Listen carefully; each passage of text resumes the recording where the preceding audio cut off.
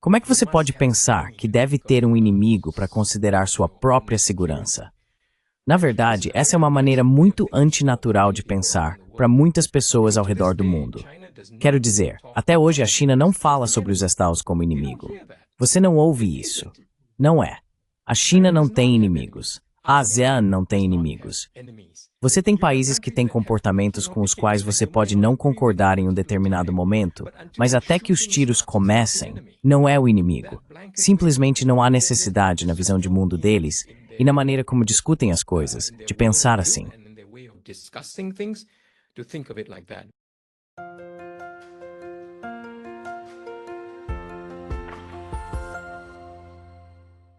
Hello everybody.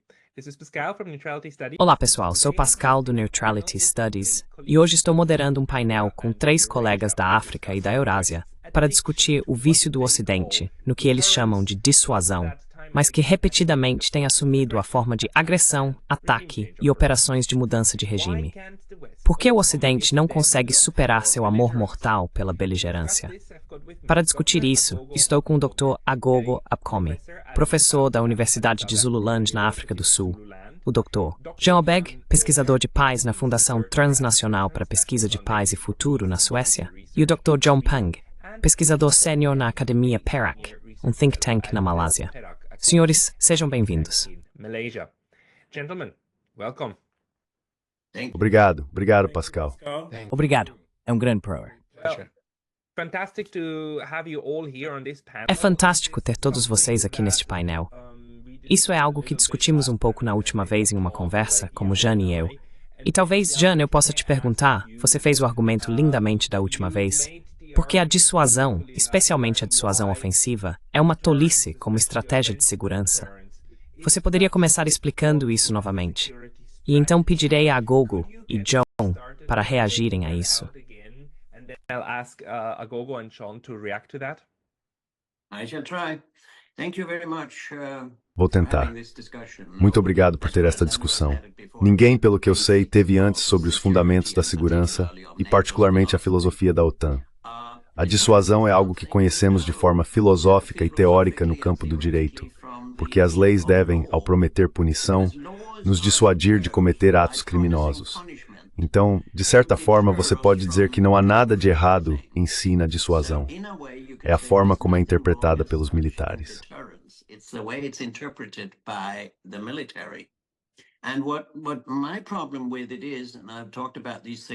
E o meu problema com isso é, e eu tenho falado sobre essas coisas por mais de 30 anos, que a filosofia da OTAN e de todos os países ocidentais, basicamente, em contraste, por exemplo, com a China, é que argumentamos que é necessário ter a capacidade de matar você de longe, como mísseis balísticos intercontinentais ou armas nucleares, que ninguém quer usar em seu próprio território, mas apenas longe, no território de outra pessoa.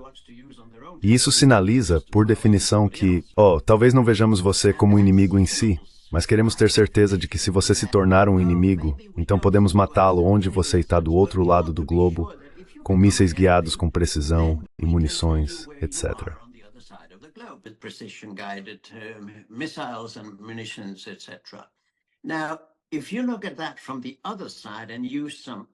Agora, se você olhar isso do outro lado e usar um pouco de empatia, então é óbvio que isso é visto como algo muito hostil de se fazer pelo outro lado.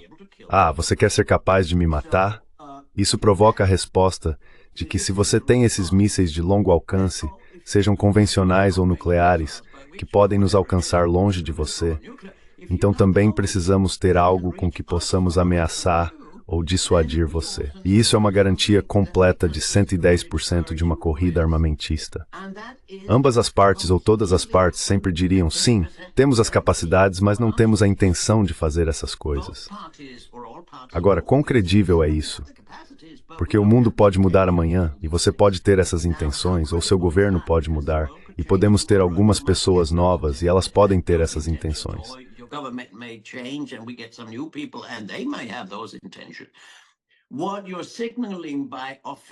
O que você está sinalizando por ofensivo, e por ofensivo quero dizer aqueles que não são para autodefesa, mas para dissuasão à distância, é que estamos entrando em uma corrida armamentista. estamos obtendo insegurança, estamos obtendo instabilidade, estamos obtendo a imitação do complexo militar, industrial, mídia acadêmico. E é por isso que é um movimento perpétuo. Não há como parar isso, porque cada lado sempre terá o argumento de que você está me ameaçando com suas coisas de longo alcance, e portanto eu tenho que ameaçá-lo de volta. E assim precisamos mudar essa filosofia. Se quisermos fazer dissuasão de qualquer forma, devemos ter dissuasão defensiva. Esse é basicamente o argumento que eu apresentei por último. That is basically the argument I gave you last. And thank you for laying that out again. Obrigado por explicar isso novamente. Agogo e John, vocês estão observando os europeus de dois lugares diferentes, certo? Do extremo sul da África e John, da China e da Malásia, certo? De onde vocês acham que vem essa obsessão extremamente europeia e euroatlântica com a dissuasão?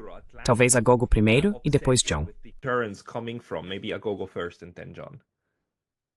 Okay, thanks, Pascal, and thanks, Jan, for that intro. Ok, obrigado, Pascal, e obrigado, Jan, por essa introdução. Vou responder primeiro a uma das primeiras palavras que Jan usa, que é filosofia. Então, a filosofia, a obsessão ocidental com armamentos, com dissuasão de longo alcance, na minha opinião, surge da filosofia que é cimentada por uma história de agressão.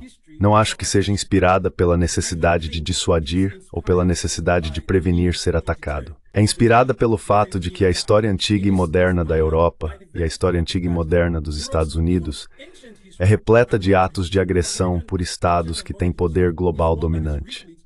E acho que aqueles que operam o sistema entendem muito bem que, sem projetar esse poder e sem estar prontos para usar e sem usar esse poder, eles não estariam nas posições de domínio em que estão hoje.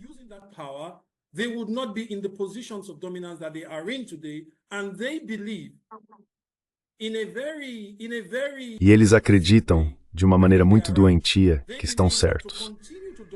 Eles acreditam que para continuar a dominar, realmente precisam desse poder. Então acho que o uso da palavra dissuasão é uma manobra inteligente para mascarar a verdadeira intenção, a verdadeira operação desses armamentos. É uma forma de vender primeiro para o público europeu, porque acreditamos que há democracia e tudo é feito em prol do Estado, e também para vender para as pessoas do mundo que, por isso que estamos fazendo isso. É para ocultar a verdadeira mentalidade de agressão, a preparação para a agressão, que eles entendem sido a base de seu domínio nos últimos séculos.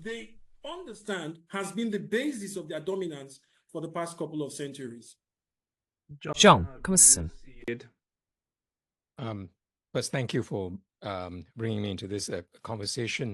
Primeiro, obrigado por me incluir nesta conversa com esses dois grandes cavalheiros.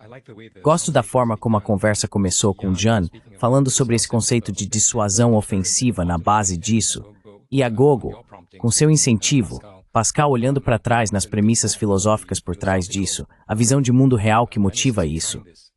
Acho que há várias, se você fizer a pergunta, e esta é uma pergunta difícil e importante, de onde vem essa visão de mundo? Na verdade, até mesmo fazer essa pergunta é uma forma de se distanciar e recusar a naturalizá-la, porque esta é uma visão de mundo que foi naturalizada.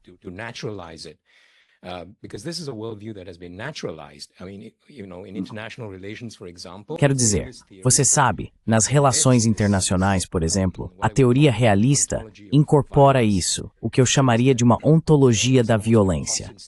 Ou seja, você sabe, é quase como um estado de natureza obesiano, sabe? No qual o homem é fera para o homem, e as nações seriam feras para as nações se não houvesse um Leviatã, uma espécie de poder único sobre elas, certo? Um tipo de hegemonia. Então, essa suposição é absolutamente naturalizada pelo Ocidente. É como se não houvesse outra maneira. Mas é importante enfatizar que essa não é a única forma de ver o mundo, e de fato, não é a maneira que as pessoas em outros lugares o veem.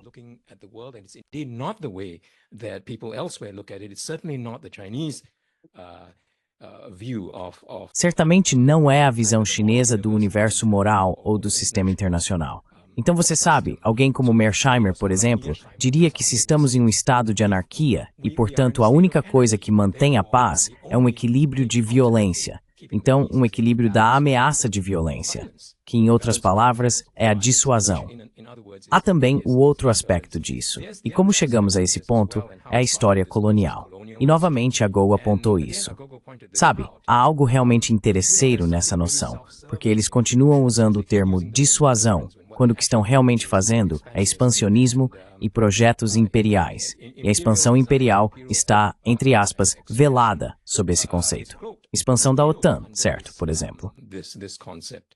NATO expansion, right, for example. So the expansion of this Então, a expansão desse sistema do Ocidente, você sabe, é vista como algo natural. É vista como algo ao qual você não poderia se opor, mas é extremamente ameaçadora para outras nações a ponto de guerra. Eu gosto do rumo que essa conversa está tomando, e acho que realmente se trata de... A questão no final é uma de ordem mundial, mas a questão da ordem mundial é sobre que tipo de sistema, de como você organiza as relações entre os estados, como eles se veem. Então, este é um começo muito promissor para esta conversa.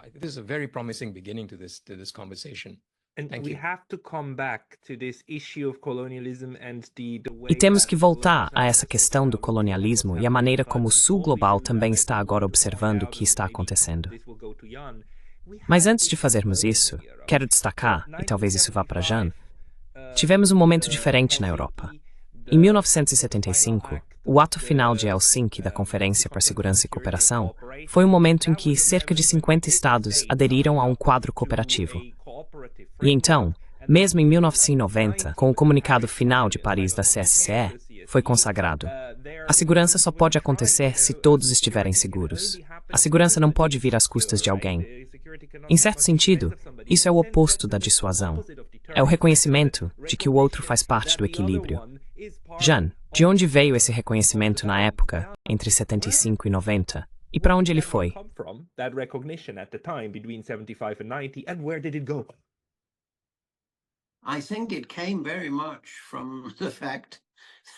Acho que isso veio muito do fato de que naquela época havia estadistas que podiam pensar e que conheciam teorias, e alguns deles escreveram bons livros, algo que não consigo imaginar nenhum dos líderes europeus atuais fazendo. Não acho que devamos dizer que não havia pensamento baseado na dissuasão naquela época, mas você tinha a Ostpolitik de Willy Brandt. Você tinha, como você disse, muito importante, a OSCE, que era uma construção basicamente de países neutros e liderada pelo presidente Kekkonen da Finlândia na época. E a propósito, é muito triste ver que a Finlândia hoje é um país totalmente preto e branco como membro da OTAN, porque a coisa bonita sobre a Finlândia naquela época era que se você perguntasse ao povo finlandês, eles não viam inimigos no leste nem no oeste. They saw no enemies in the east and no enemies in the west. They were neutral. So was Sweden. Eles eram neutros. Assim como a Suécia, que sempre pertenceu ao Ocidente, mas teve uma comissão liderada por Olof Palme, sobre o que você também mencionou, a segurança comum. A ideia de que só posso estar seguro se o outro lado se sentir seguro comigo. Agora é uma forma banal de pensar. É empatia humana normal. Mas foi um passo extraordinário na direção certa, por parte de estadistas, por um estadista, um líder de um estado neutro, produzir esse relatório, que na época também se baseava no pensamento social-democrata e até certo ponto na ideia de que talvez nós devêssemos optar por uma defesa defensiva.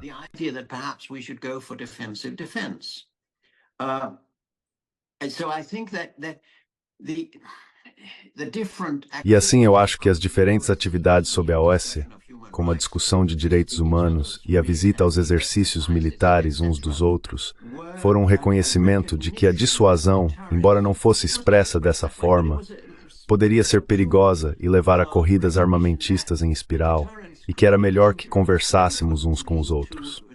Isso não significava que tínhamos a mesma filosofia, e na época, como você sabe, havia dois blocos. Havia o Pacto de Varsóvia naquela época, em relação à OTAN. O Pacto de Varsóvia, aliás, foi criado muito depois da OTAN. A OTAN geralmente diz que criaram a OTAN porque havia um Pacto de Varsóvia na União Soviética.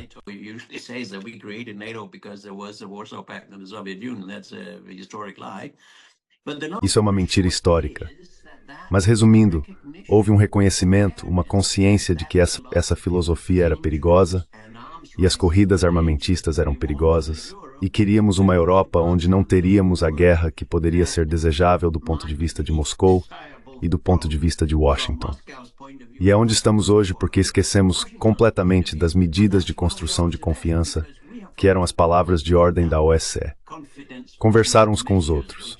Certificar-se de que os exercícios não saiam do controle e se tornem uma guerra mal interpretada pelo outro lado, e todas essas coisas muito, muito boas.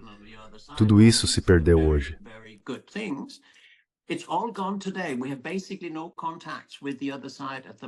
No momento, basicamente, não temos contatos com o outro lado. É uma situação muito perigosa. Deixe-me terminar dizendo o seguinte. Você mencionou, ou alguém mencionou, o equilíbrio da violência. Alguns diriam o equilíbrio de poder. Alguns diriam o equilíbrio de dissuasão, de terrorismo. Falamos sobre armas nucleares, tivemos o termo equilíbrio do terror. Agora, ninguém mais associa terror com armas nucleares. É o que, você sabe, o HTS está fazendo na Síria no momento, certo? Muito tragicamente. Resumindo, esse equilíbrio era muito mais equilibrado nos anos 70 e 80 que você se refere. Porque o Pacto de Varsóvia representava algo como 65% dos gastos militares da OTAN. Hoje você teve um longo período desde o colapso da União Soviética e do Pacto de Varsóvia, em que os gastos militares da Rússia têm sido cerca de, você sabe o que é, 8%, 10% dos da OTAN.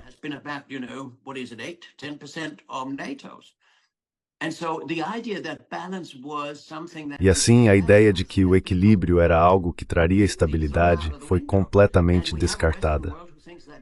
Temos um mundo ocidental que pensa que a dominação, a superioridade e tudo isso são algo desejável porque querem esse sistema unipolar dominante como a única coisa que funciona. Enquanto isso, eu diria, vamos trazer de volta o equilíbrio entre as forças. Essa é uma estratégia mais segura. Acho muito trágico que estejamos em uma situação onde todas as coisas que fizemos certo nos anos 70 e 80, evitando confrontos e nos livrando dos mísseis de alcance intermediário com o Tratado INF, etc., tenham sido descartadas. Não há mais pensamento. Não há mais intelectuais entre os líderes europeus, lamento dizer.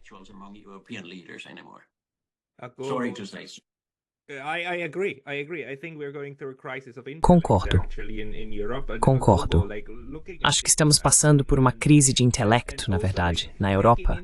E a Gogo olhando isso da África, e também levando em consideração que o continente africano agora algumas partes foram descolonizadas em grande parte. Outras partes ainda estão semicolonizadas ou neocolonizadas. Mas o continente africano, os cerca de 50 estados no continente africano, conseguiram ter suas próprias relações entre si e fizeram surpreendentemente pouca guerra. Quero dizer, a violência em massa na África geralmente acontece dentro do estado, mas não entre os estados. Você poderia talvez falar um pouco sobre o que você acha que a África nos ensina sobre relações internacionais e essa ideia de dissuasão?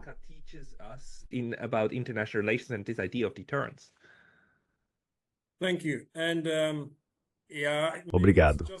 E sim, talvez seja apenas a forma como a conversa está estruturada, mas não tenho problema com isso. Não me importo de responder ao Jan. Ele faz pontos muito interessantes aos quais me sinto compelido a responder. Então, gostaria de responder ao que ambos disseram, na verdade, sobre o período em que, se preferir, houve uma desescalada. Acho que não pretendo ser um especialista em relações internacionais. Também não sou especialista em relações do norte global europeu. Nem desejo ser, na verdade, neste momento. Talvez na minha próxima vida, quem sabe.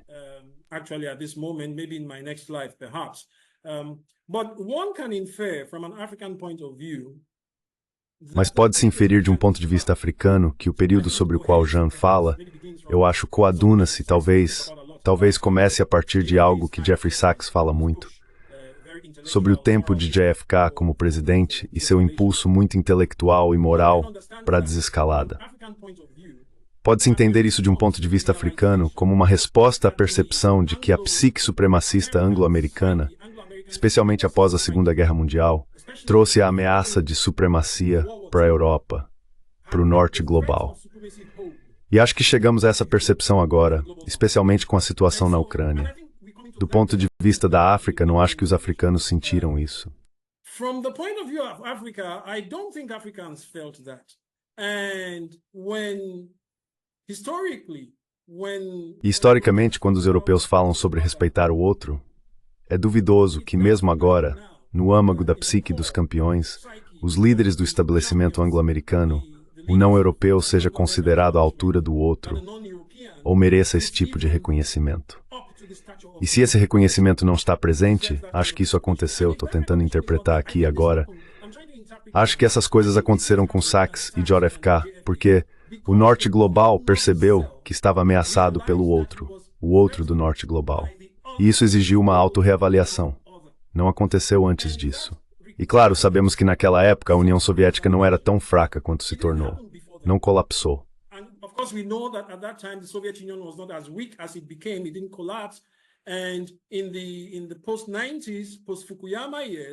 E nos anos pós-90, anos pós-Fukuyama, a oportunidade para a supremacia era temporada aberta para a supremacia.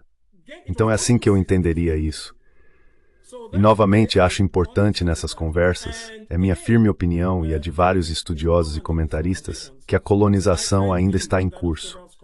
Não acho que tenhamos chegado a um ponto em que possamos dizer descolonizado ou mesmo pós-colonizado. Ainda está em curso. O continente africano ainda responde principalmente, e não apenas o continente africano, muitos países do sul global ainda respondem principalmente a armas apontadas para seus rostos para cada questão internacional que está sendo discutida.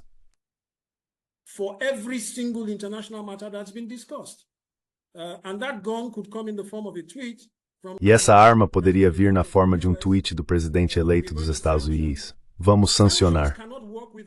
Sanções não podem funcionar sem força militar. Elas são todas respaldadas por bombas. Tudo o que o Ocidente fez em suas relações com o não-Ocidente foi respaldado por bombas, exceto agora que estão enfrentando a China. E é por isso que o Mar do Sul da China está sendo militarizado e a China está sendo cercada, para lembrar que temos uma bomba aqui, temos uma bala aqui. Então, voltando à pergunta de Pascal, desculpe se isso é um pouco indireto. Eu não acho que a experiência africana tenha necessitado, e a visão de mundo africana e a história africana tenham necessitado, essa abordagem de militarização, porque um povo responderá não apenas às suas cosmologias, eles agirão de acordo com suas cosmologias e suas visões de mundo, com suas aspirações e suas realidades.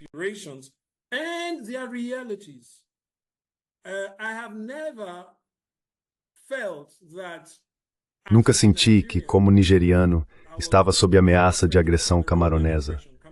Camarões é um país a oeste de nós, nem agressão da República do Benin, nem agressão da República do Níger ao norte. E nunca senti, expresso por qualquer líder de pensamento político ou social no meu país de origem, e mesmo aqui na África do Sul, a necessidade de demonstrar superioridade sobre algum outro país africano, ou até mesmo demonstrar hegemonia sobre toda a África. Nunca se sentiu isso. Então não acho que é natural. Segue-se então que esse tipo de militarização não poderia ter surgido nesse contexto, porque acredito que essas teorias e essas ideias respondem às cosmologias das pessoas, às experiências das pessoas, e claro, embutidas nas cosmologias das pessoas estão suas aspirações, suas autoprojeções.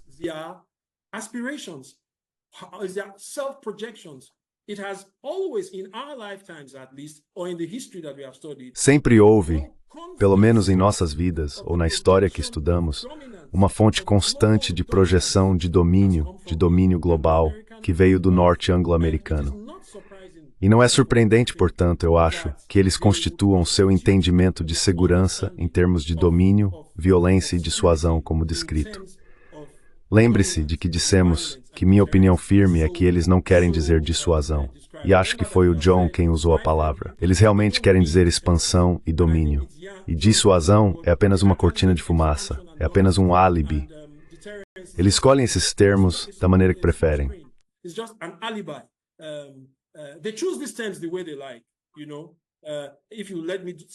Sabe, se você me deixar dizer esta última coisa antes de eu sair, antes de eu usar o microfone. Sabemos o que aconteceu na Síria outro dia. De repente, aqueles que chamavam de terroristas no dia anterior, agora são chamados de rebeldes e oposição. Eles usam os termos para que possam implantá-los quando se encaixam em uma intenção e estratégia particular. E esses termos são necessários para esconder do público, primeiro seus públicos locais, suas populações locais, depor na população global, do que small. And then a more global population, what all this is about. Thank you. That's why we have to cut through É por isso que precisamos cortar a retórica e a propaganda para chegar ao cerne desse problema. John, você usou o termo ontologia da violência. E essa projeção, certo? Eu sinto que há muita projeção vindo do norte global. E eu me refiro explicitamente ao noroeste do norte global, que projeta sua própria interpretação do mundo em todos os outros, e depois espera que a China reaja dessa forma. Do leste e sudeste asiático. O que você diria que é a maneira real de como o mundo é conceitualizado? Ou o mundo internacional é conceitualizado? Também é nesse quadro de dissuasão? Is it also in this framework of deterrence?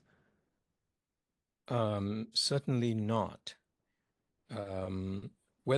Certamente não. Seja do Sudeste Asiático ou da China, há uma grande conscientização. Existe uma perspectiva compartilhada com o que a Go acabou de delinear.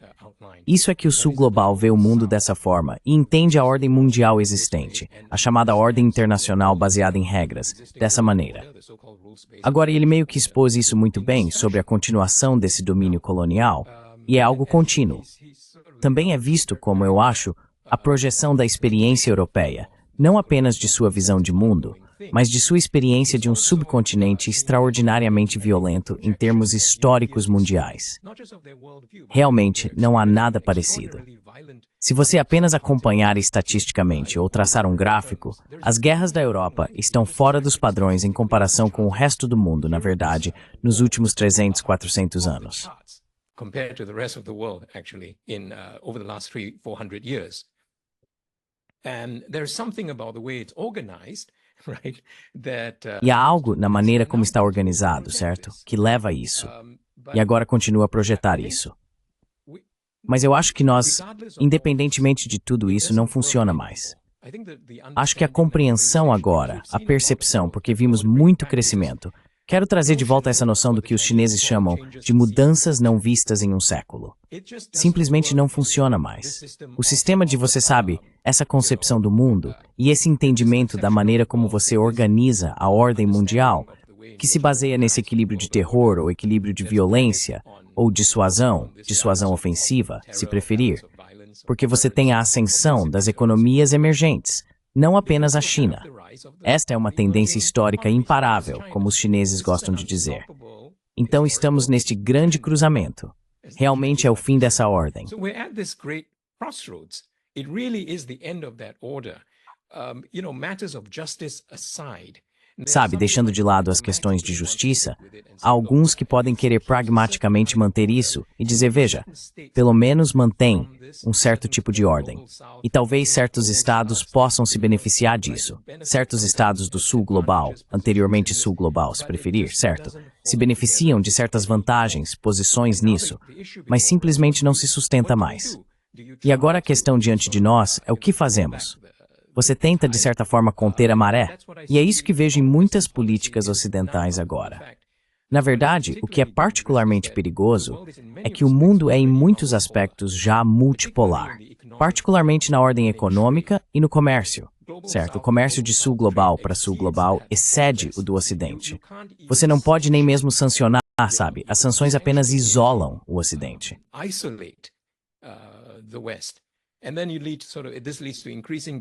E isso leva a um aumento do desespero porque essas medidas não funcionam. Leva à desindustrialização.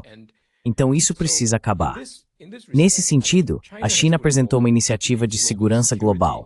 Apresentou algo concreto que eu acho que incorpora a visão de mundo e as ideias por trás disso. Ou seja, vê a ordem mundial, assim como a ordem doméstica, como algo que você precisa construir com as mesmas ideias civilizadas de criar interesse comum, por exemplo. Então, essa iniciativa de segurança global faria parte da concepção chinesa de uma comunidade de futuro compartilhado para a humanidade. Sob isso, você tem uma iniciativa de desenvolvimento global que eles articularam pela primeira vez, eu acho, por volta de 2019, seguida por uma iniciativa de segurança global e depois uma iniciativa de civilização global.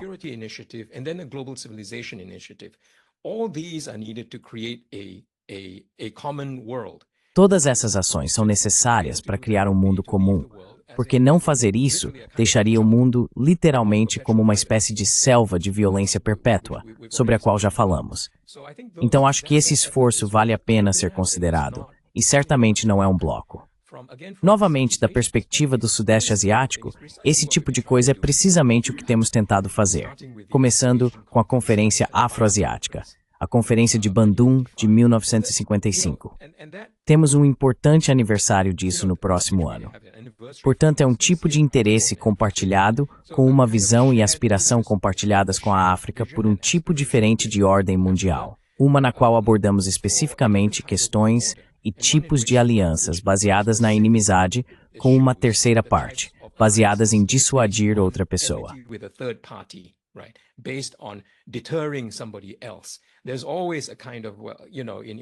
Sempre há uma espécie de, você sabe, nas noções europeias de uma aliança, há a China em mente.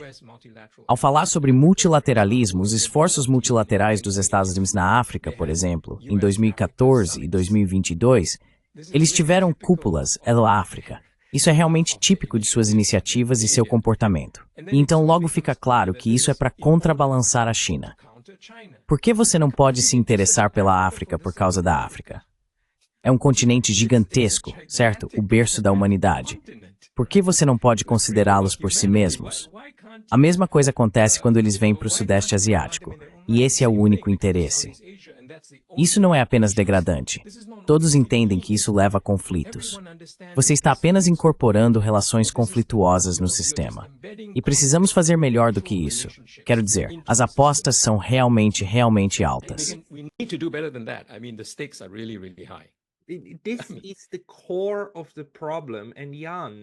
Este é o cerne do problema.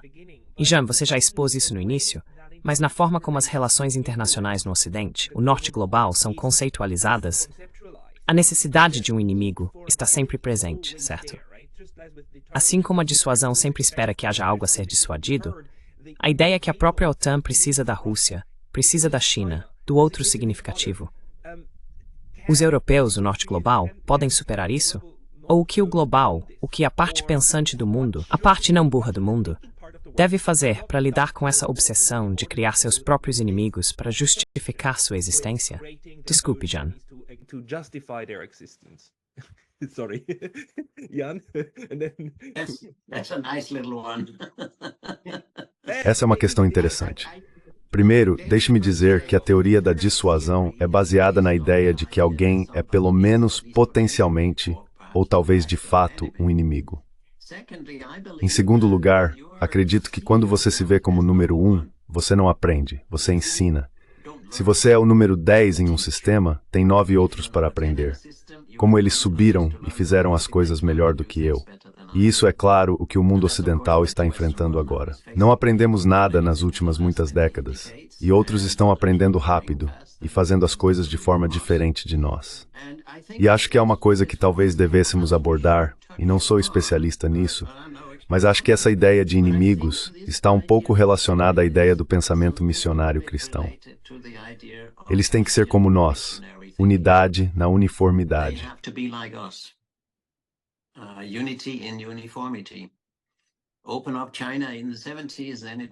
Abrir a China nos anos 70, então ela se tornará como nós.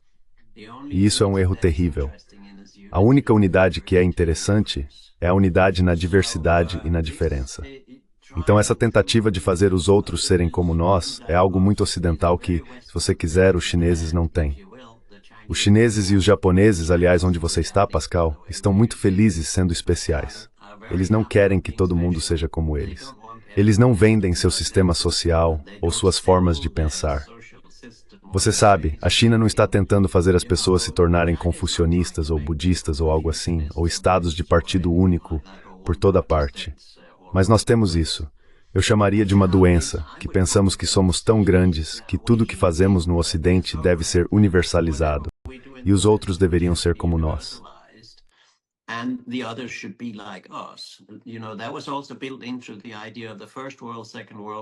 Sabe, isso também estava embutido na ideia de primeiro mundo, segundo mundo, terceiro mundo e quarto mundo, que eles subiriam sabe, gotejando alguns valores e economias e subindo maneiras de pensar para que fossem como nós. E isso, claro, essa ideia de universalizar, sempre fui contra do ponto de vista da paz, mesmo que fosse um pensamento gandhiano, seria o único, se é que algo, que poderia ser universalizado porque não machuca ninguém. Mas quando você tem essa ideia de missão, de que alguém deve ser como nós, e se não o fizerem com a Bíblia, então fazemos com a espada, é uma maneira de criar inimigos. E voltamos a uma coisa que é muito clara, e notei isso como um jovem estudante nos anos 70, havia um brilhante estudioso alemão chamado Dieter Sengas, que escreveu um livro grosso em alemão sobre militarismo estrutural.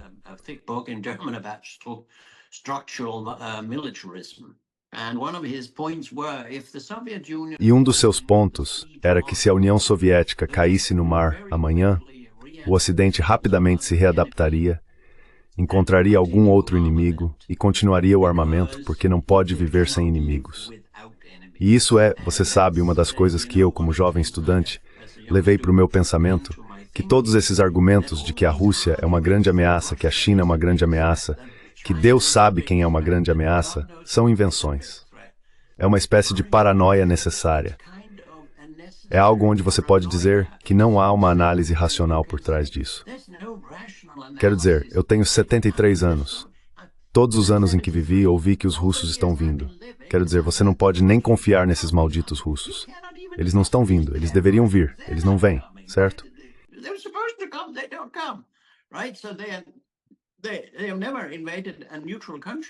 Então eles nunca invadiram um país neutro e nunca invadiram ou tentaram invadir um país da OTAN.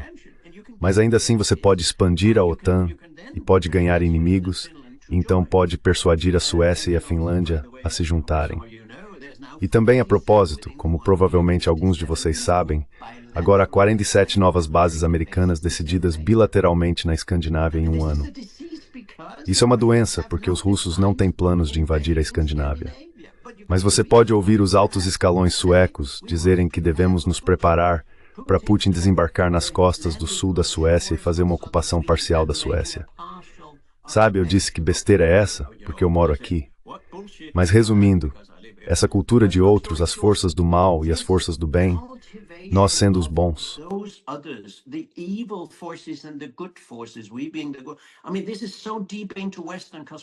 Quero dizer, isso está tão profundamente enraizado na cosmologia ocidental e nas formas de pensar que acredito que pessoas que trabalham apenas, você sabe, como movimentos pela paz, focando basicamente em armas, não conseguirão nada. As armas são produto de uma certa forma de pensar.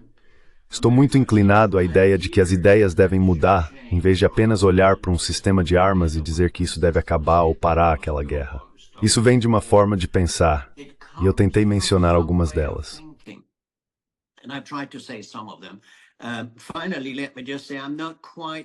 Finalmente, deixe-me apenas dizer que não tenho certeza se o pensamento de dissuasão é apenas uma cortina de fumaça para o que você disse.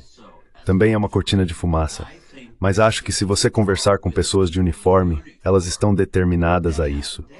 Elas nunca pensaram em segurança como qualquer outra coisa além de dissuasão. É isso que ensinam nas academias militares. É uma forma de praticar uma profissão, se assim quiser.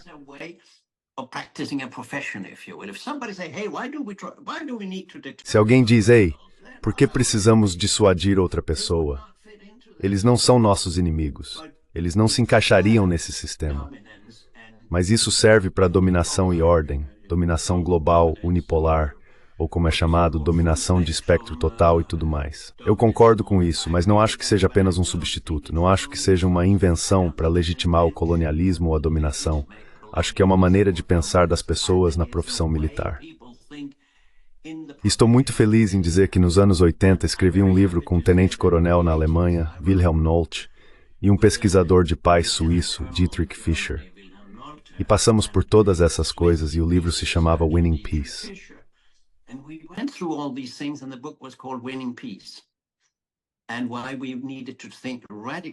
E por que precisamos pensar de forma radicalmente diferente sobre o que são defesa, segurança e paz? E por que precisamos ter uma ética global? Porque só temos uma ética de vizinhança.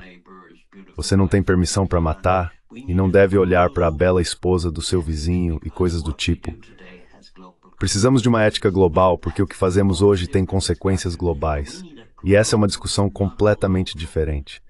Mas precisamos de uma atitude ética global e não local, porque tudo o que fazemos reverbera pelo sistema global. E é por isso que essas armas de alcance global devem ser eliminadas. E devemos pensar de forma diferente, porque temos o direito à autodefesa, mas não temos o direito de matar outros à distância. Esse é o artigo 1 da Carta da ONU. That's Article 1 of the UN Charter. Agora, sinta-se à vontade para isso. Oh, yes. Yeah. Thanks very much, Jan. Let me... Oh, sim. Muito obrigado, Jan. Deixe-me. Estou pensando em como abordar isso. Sim, talvez eu comece com sua resposta. Eu entendo seu ponto ao dizer que isso talvez não seja necessariamente apenas uma cortina de fumaça. Mas vou te dizer, talvez eu tente explicar isso um pouco mais. Então eu concordo com você em princípio que poderia ser isso. Acho que o que sugiro é uma maneira de pensar sobre isso. Não posso presumir que será a única maneira de pensar sobre isso. Mas se considerarmos o que aconteceu há 2 dias, por exemplo, e Pascal estava revisando o resumo brilhante de Brian sobre o que está acontecendo na Síria, e você fez aquele vídeo ontem à noite, não fez, Pascal? You did that video last night, Pascal, isn't it? And at the exact same time, perhaps even... E ao mesmo tempo, talvez até agora, enquanto falamos, a CNN está concedendo uma entrevista a esse cara, enquanto Al Jazeera, a CNN e toda a grande mídia corporativa ocidental estão chamando esses caras de oposição e rebeldes. Como essa organização aparece na lista de terroristas dos Estados Unidos, desde quando Pascal estava fazendo isso, na noite passada, ainda estava lá. Então é por isso que acho que há alguma artimanha aqui.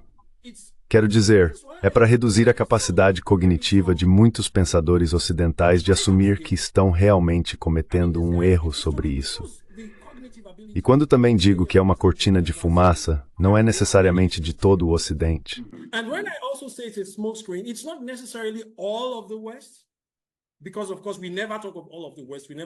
Porque, é claro, nunca falamos sobre todo o Ocidente. Nunca falamos sobre toda a África de qualquer maneira. Estou olhando particularmente para o estabelecimento ocidental. O estabelecimento político ocidental. Não acho que eles não saibam. É o que eu acho. Acho que estaríamos insultando-os e nos promovendo a um nível mais alto de racionalidade se pensarmos que eles realmente não sabem. É o que estou pensando agora. Porque há uma maneira, se estudarmos, tendemos a fazer como estudiosos decoloniais, o episteme colonial, que está no coração do que chamamos de pensamento colonial. Esse episteme, na minha opinião, precisa ser desafiado. E não acho que os europeus tenham desafiado esse episteme ainda, ou suficientemente.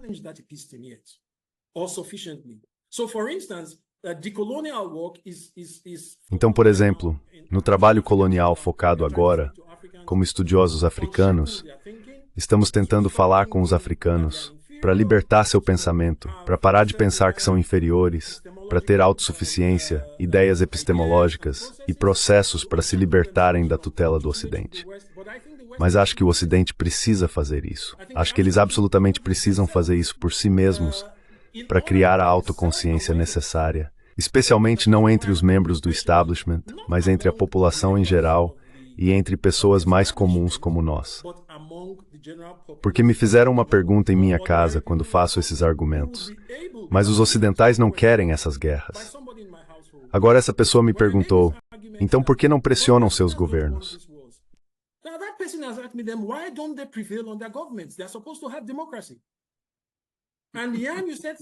Eles deveriam ter democracia. E Jean, você disse algo semelhante na sua última discussão. Você disse algo, não exatamente essas palavras. Como é que as populações europeias estão caminhando sonâmbulas para uma guerra civil?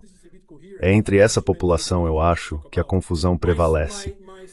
Então minha proposta, espero que isso seja um pouco coerente. Tenho tantas coisas sobre as quais queria falar. Minha sugestão é que algum trabalho decolonial, alguma reconsideração do episteme, o núcleo da ideologia ocidental dominante, seja feito de maneira muito sistemática, muito paciente, para fazer as pessoas pensarem. Sim, aquelas pessoas no Ocidente que dirão, esse é o problema, sentimos a ameaça da Rússia, sentimos a ameaça dessas pessoas. É por isso que queremos agir assim.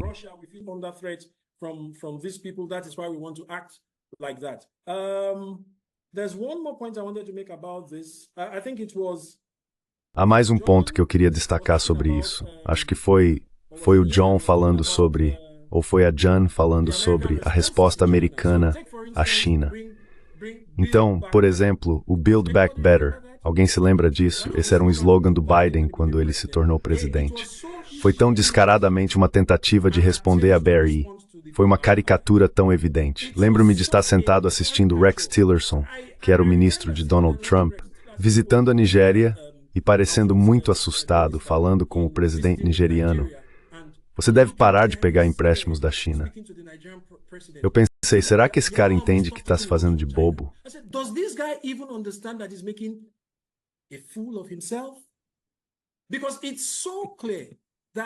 Porque é tão claro que há um medo da China. Não um medo de ataque físico, mas um medo de que a China esteja se saindo melhor do que eles. Então, espero que isso seja um pouco coerente. Eu tinha muitas coisas em mente. Sim, acho que a última coisa que quero dizer que é importante é minha resposta ao ponto de Jan sobre por que isso não é necessariamente uma cortina de fumaça filosófica. Consideramos os aspectos materiais, porque acho isso, e novamente, posso não estar muito correto. Não me considero um especialista. Não presumo que sou um especialista em epistemologias europeias, mas todos nós fomos com ideias europeias. Agora tenho 53 anos.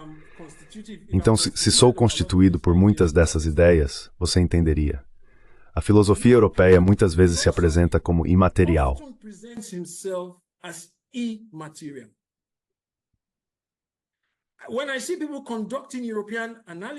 Quando vejo pessoas conduzindo análises e exegeses europeias, quando falam do material, muitas vezes é em relação ao sujeito não europeu. Então vamos olhar para a epistemologia da guerra e da dissuasão. Existe uma ideia filosófica de que precisamos ser protegidos. Há a criação do inimigo, certo? Consideramos o aspecto material de dólares e centavos da produção militar, porque isso claramente serve aos interesses do establishment. Alguém está recebendo licitações e contratos. Alguém recebe um contrato para iniciar uma guerra. Eles recebem um contrato para reconstruir depois de destruírem o lugar na guerra. Eles recebem outro contrato para iniciar outra guerra. Eles recebem outro contrato para reconstruir. Eles recebem um contrato para esgotar todos os estoques na Ucrânia.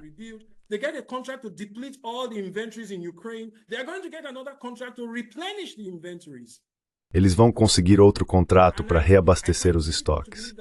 E acho difícil acreditar que aqueles que conseguem esses contratos não saibam que precisam enganar as pessoas. Em uma das apresentações de Jeffrey Sachs, não faz muito tempo, ouvi que antes da notória invasão do Iraque, grupos de foco foram conduzidos para encontrar uma maneira de vender a guerra como uma despesa e atividade justificável pelo Ocidente. Pessoas que sairiam e fariam um grupo de foco, que selecionariam tendências cuidadosamente, não podem não saber. Aqueles que são enganados podem não saber. Mas aqueles que enganam, na minha opinião, em grande parte, sabem o que estão dizendo. Talvez eu deva parar por aqui.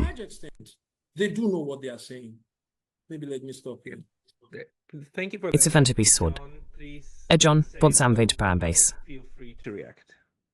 I wanted to bring the issue, back. Eu queria trazer a questão de volta para a questão da ordem mundial agora.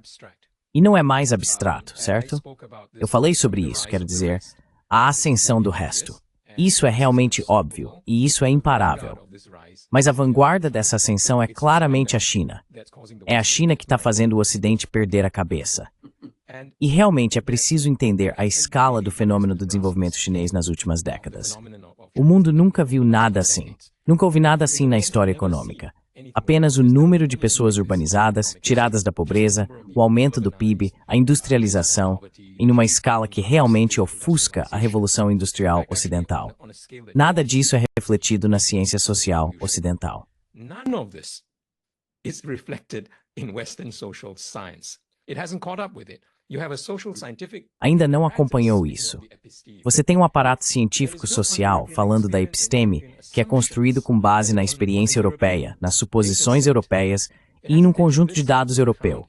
Isso não foi levado em consideração. E psicologicamente, há uma grande dificuldade em levar isso em consideração. Mas vamos ser realmente concretos sobre o problema que temos agora. Então, você tem esse fenômeno, você tem uma ordem mundial se formando. Estamos nesse famoso interregno, esse interregno gramsciano. Mas o que a China propôs, por exemplo, é algo totalmente concreto. Não é Kumbaya e fantasioso. Na verdade, o que é fantasioso, o que carece de especificação, o que é totalmente idealizado e abstrato, é a concepção existente, a concepção ocidental de ordem mundial baseada na dissuasão.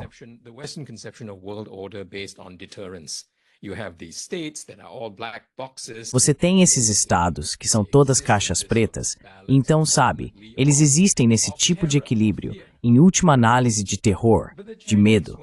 Mas o caso chinês, é por isso que essas iniciativas, como a iniciativa de desenvolvimento e a iniciativa de segurança, estão lado a lado com essa iniciativa civilizacional.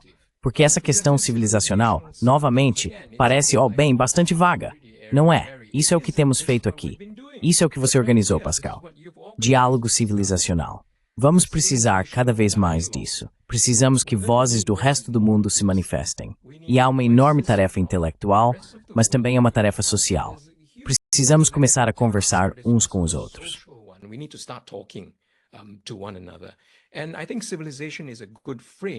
E eu acho que civilização é uma boa moldura porque ela se distancia e inclui a história, inclui essas cosmologias.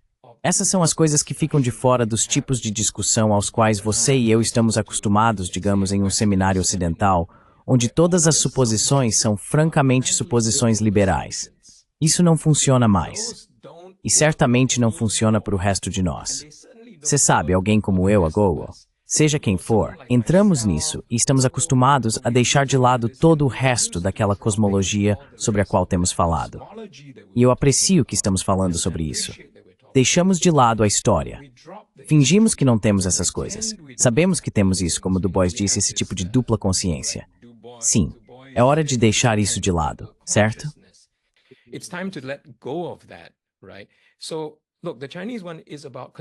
Olha, a visão chinesa é sobre construir a paz. Sobre a paz não ser meramente a ausência de guerra, certo?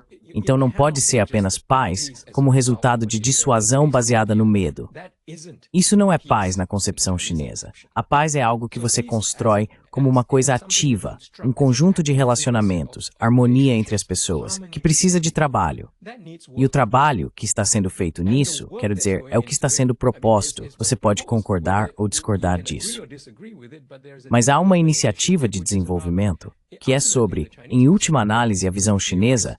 Veja, percebemos que nosso crescimento é algo grande e que no meio disso precisamos equilibrar nossas preocupações de segurança com a segurança global. Ou seja, é claro, a ascensão da China é disruptiva para os poderes existentes, as ordens existentes, e parece assustadora do ponto de vista ocidental.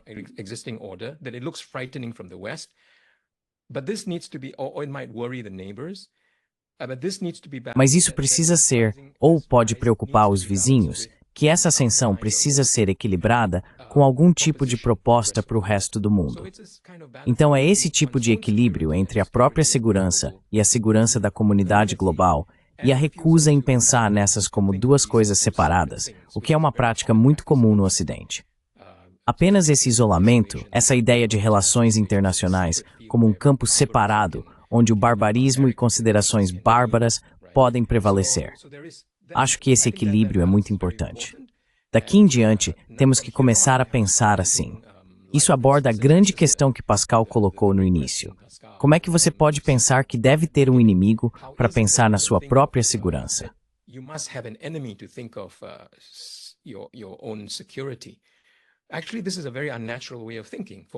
Na verdade, essa é uma maneira muito antinatural de pensar para muitas pessoas ao redor do mundo. Quero dizer, até hoje a China não fala sobre os estados como inimigo. Você não ouve isso. Não é.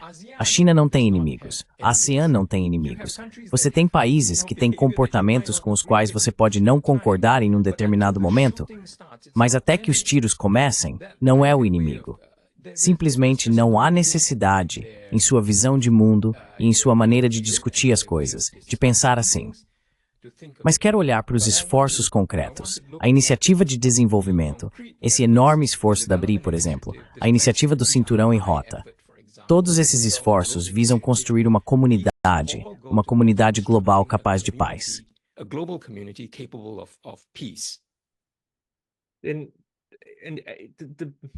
E é maravilhoso ter 3 grandes pensadores como vocês. É uma grande experiência. A parte triste é que a hora passa muito mais rápido e já estamos chegando ao fim. Gostaria de pedir novamente a vocês, Jean, Agogo e John, que cada um reserve 2 minutos para talvez reagir a isso, ao que vou perguntar, mas também para encerrar o que gostariam de concluir. E a última coisa é que concordo com vocês, que esta é uma maneira de pensar não natural, que esta é uma maneira de pensar muito euro-americana, que esta é uma maneira de pensar muito colonial e que não leva em consideração as várias formas como o resto do mundo está estruturado.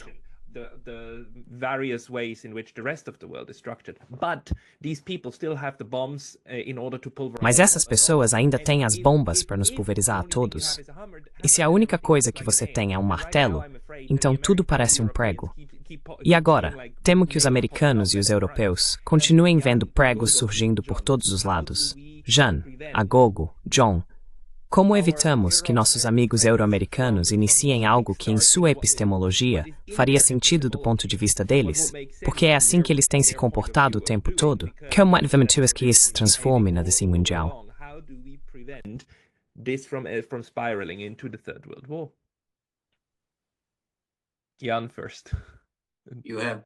Jean, você tem 2 minutos. Você disse isso? Sim, você tem 2 minutos. Por favor, resolva o problema. Bem, eu diria 2 coisas muito rapidamente. Uma é que o Ocidente pode explodir ou implodir, e eu não excluiria que ele imploda de forma semelhante à União Soviética. Sabe, o irmão ocidental e agora o outro irmão ocidental. E em segundo lugar, eu diria que sempre fui um firme defensor de não ser apenas crítico, mas ser construtivo. Isso, é claro, eu aprendi com meu mentor, John Galton. Não aponte problema sem também dizer o que poderia ser feito a respeito.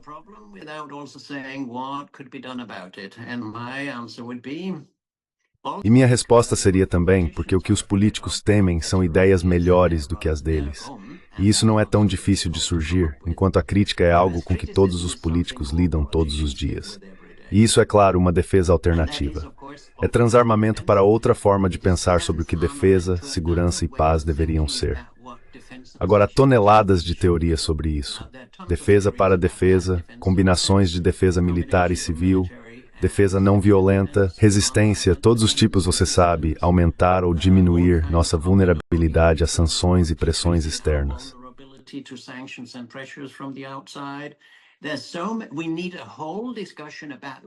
Precisamos de uma discussão completa sobre como isso deve ser. E é aí que eu acho que as pessoas começarão a agir quando puderem ver. Eu sempre cito a rainha da pesquisa pela paz, Elise Boulding, que disse que as pessoas não lutarão por algo que não conseguem imaginar. E, portanto, é nosso dever, como intelectuais, apresentar ideias imaginativas sobre como o mundo poderia ser e então trabalhar por isso.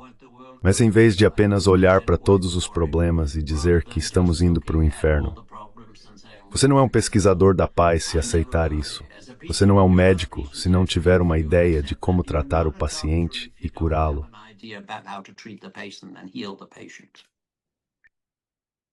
Agogo, sua sugestão? Você está no mudo. Eu esperava que Ian resolvesse o problema, então não há necessidade de refazê-lo. Vamos apenas ter outra discussão força.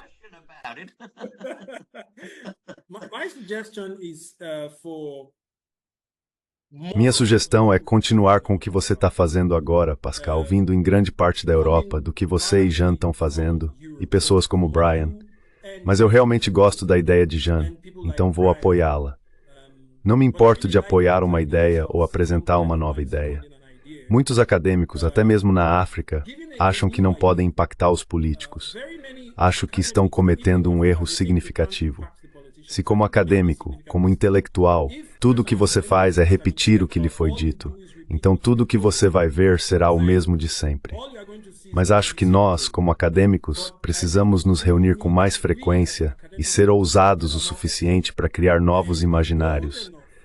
Isso vai chamar a atenção de alguns políticos. Até mesmo alguns dos políticos mais ferrenhos vão adotar algumas dessas ideias e fazer algo a respeito.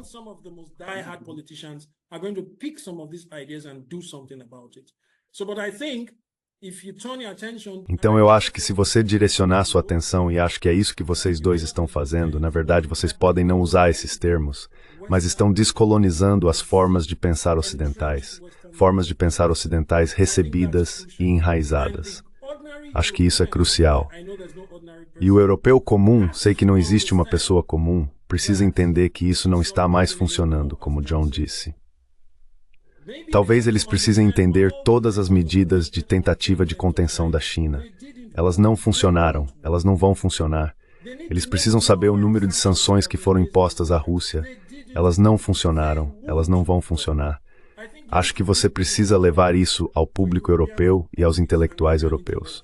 Então a necessidade premente de uma nova reação, o caso será apresentado para isso. E então, quem sabe o que vai surgir? Novas ideias surgirão, e acho que poderíamos evitar o Armagedon. Obrigado. Espero que sim. John, a palavra final é sua. Thank you. I share your concern. Obrigado. Eu compartilho sua preocupação. Eu compartilho sua perspectiva e sua inquietação. E você sabe, é como ter um cara com um colete suicida e tentar acalmá-lo. Então você sabe, parece cada vez mais com terapias ocidentais agora do que o resto de nós precisa fazer. Como a Gogo estava dizendo, veja, você tem que acalmar esse lunático e persuadi-lo. Veja, isso não funciona. Você está se machucando.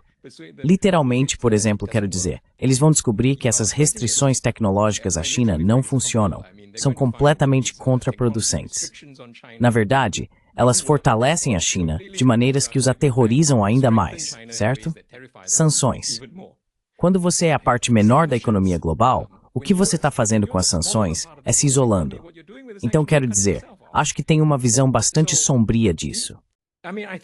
I have a pretty grim view of it. To be realistic, I think we're in for a really bad time. Sabe, para ser realista, acho que estamos prestes a passar por um período muito ruim, porque sim, você tem esse cara com colete suicida, ou você tem um cara com martelo, e é tudo que ele tem. E ele está encurralado. Acho que há esperança no fato de que, na verdade, o consenso liberal, a ideologia da qual essa ontologia da violência surge, está desmoronando em casa. Na verdade, acho que também está declinando, erodindo rapidamente no Ocidente. E você vê isso, e acho que é uma das coisas que está se manifestando em resultados como o de 6 de novembro nas eleições dos Estados Unidos. A ascensão desses populistas. Sabe, o que quer que Trump faça, é o que o público americano é como eles votaram, é realmente interessante. E você verá isso em todo o Ocidente. Não preciso dizer na Alemanha, Reino Unido, França, etc. I don't have to say in Germany, UK, France, etc. The liberal elite which operate on these assumptions to whom A elite liberal, que opera com essas suposições para quem esse tipo de violência é natural, acho que eles estão realmente perdendo terreno. Então, há alguma esperança nesse colapso dessa ideologia. Agora, no meio desse colapso, é quando o trabalho dos intelectuais, ou o trabalho de imaginar algo novo, realmente tem um impacto maior. E acho que é nesse espaço que podemos ser capazes de fazer algo. E eu concordo, na verdade. Pascal Lotaz é realmente uma pessoa muito, muito importante nisso, no trabalho que você faz. E em reunir pessoas e conduzir essas conversas, precisamos fazer muito mais disso. Mas minha esperança é realmente, e vejo uma espécie de colapso acontecendo, e com sorte essas elites sejam expulsas, na verdade, antes que façam mais mal.